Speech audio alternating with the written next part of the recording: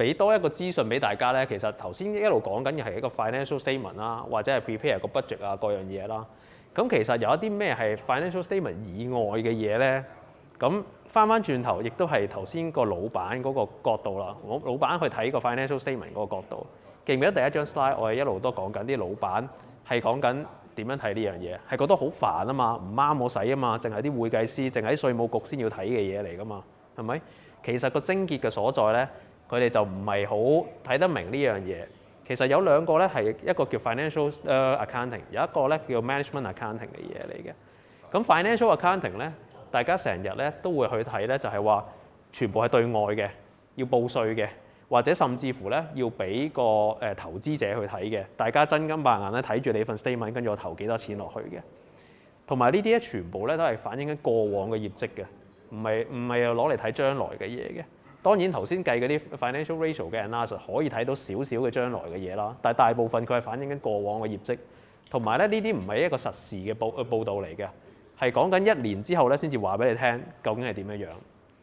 咁同埋佢呢啲報表嘅規格咧都係好 fix 嘅，一定固定嘅規格嚟嘅。總之咧，你喺香港報稅就要報呢幾廿個 item 啦，喺美國報稅就要報呢幾百個 item 啦。咁呢個係 fix 嘅一個報表嚟嘅，冇得加冇得減。你唔好問嗰啲 item 點解係要咁樣入落去。總之係跟佢個 accounting rules 係咁樣樣啦。咁同埋咧，針對嘅淨係針對財務嘅數據嚟嘅。調翻轉頭，如果你想真係睇啲對老闆有用嘅嘢咧，應該睇咩咧？未必係呢一邊。其實應該睇一啲 management accounting 嘅嘢。management accounting 嘅嘢咧，其實係講緊啲咩咧？就係講緊同呢個相反啦。呢個係對出邊嘅人啦。呢個咧其實係俾啲老闆啦、同事咧去睇嘅嘢。咁而睇嘅嘢咧，其實係用一堆嘅數字咧反映翻你實際嘅狀況，去反映翻你而家呢盤生意個運作嘅情況。究竟每個月每個 quarter 行到點樣樣啦？因為呢啲係真正幫到老闆去做決定嘅嘢嚟㗎嘛。所以咧，大部分嘅中小企咧，佢請個會計翻嚟咧，佢真係淨係做綠色呢堆嘢㗎。因為咧，佢對於會計嚟講咧，係做緊呢一堆嘢就叫做交咗功課啦，叻你條數計得啱啦，會計師又 approve 到你呢條數啦。但係其實咧，就算唔好話中小企啦，就算喺大個企業入邊咧，其實佢會分開兩班人嘅。兩班人係咩意思咧？左邊計綠色嗰班人咧係一啲會計嘅人嚟嘅。咁而右邊咧會係啲咩人咧？係啲 finance 嘅一啲叫做做 management accounting 嘅人嚟。即係對於老闆嚟講咧，綠色呢啲咧係要交功課嘅，係咪？交咗功課交咗稅咧，搞掂，我唔使俾人罰錢啦。咁但係藍色呢啲係真正幫到佢去做決定嘅嘢，我營運呢門生意稅。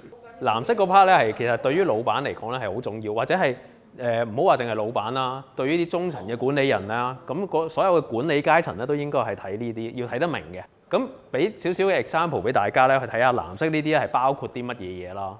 咁包括啲咩咧？攞一個例子出嚟睇啊。咁呢個例子咧係啦，outdate 咗嘅例子嚟㗎啦。最出名多學生嘅係啦，咁啊學生數目都幾多下嘅。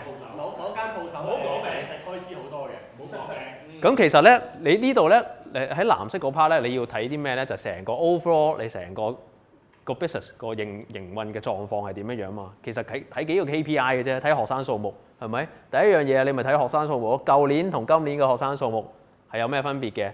邊間多咗，邊間少咗？多咗幾多？多咗喺邊度？咁你又再睇埋啦，你 full house 嘅 capacity 有幾多？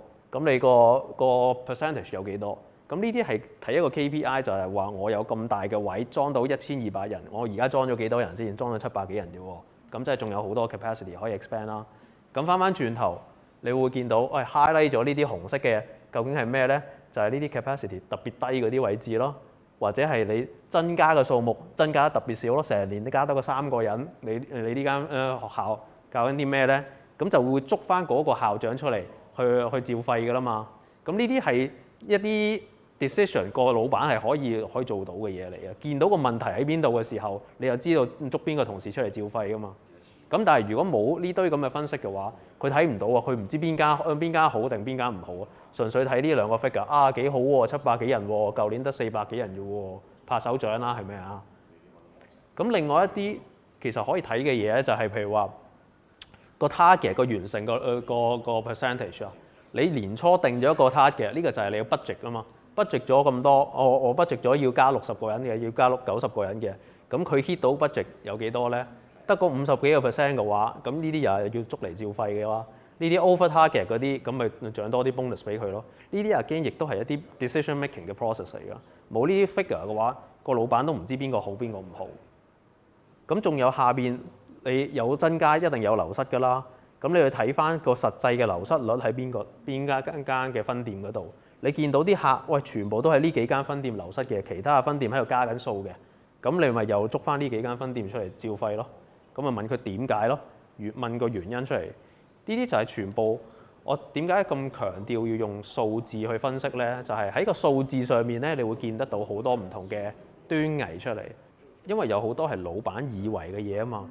咁跟住你攞個數字攞出嚟睇嘅話，佢 where 個老闆諗嘅嘢係咪真係啱嘅先？其實呢一度咧，如果係再焦深嗰一層咧，其實就係話 OK 呢700幾人啦，咁唔同嘅年紀係點樣分佈啦？咁跟住就係話每一間分店唔同嘅年紀嘅分佈係幾多啦？佢 contribute 到幾多嘅人數落去先啦？咁再睇落去咧，係可以睇呢啲人數佢嘅使費係幾多啦？有啲人係好少人，但係好多使費噶嘛。一個人使你成幾皮嘢噶嘛。亦都有一啲咧係冧人堆嘅，幾百個人落去，每人使你1000蚊都已經好正噶啦。咁你會見得到呢啲唔同嘅數字出嚟。咁其實係呢一度其實只不過係一個開端嚟嘅啫。你慢慢再追深一層落去咧，就會睇得到，譬如話個客戶嘅分佈、個年紀嘅分佈啦、個使費嘅分佈啦，甚至乎係可以話佢使錢嘅 pattern 係點樣樣咧。咁呢啲全部都係可以攞得到出嚟嘅數據嚟嘅。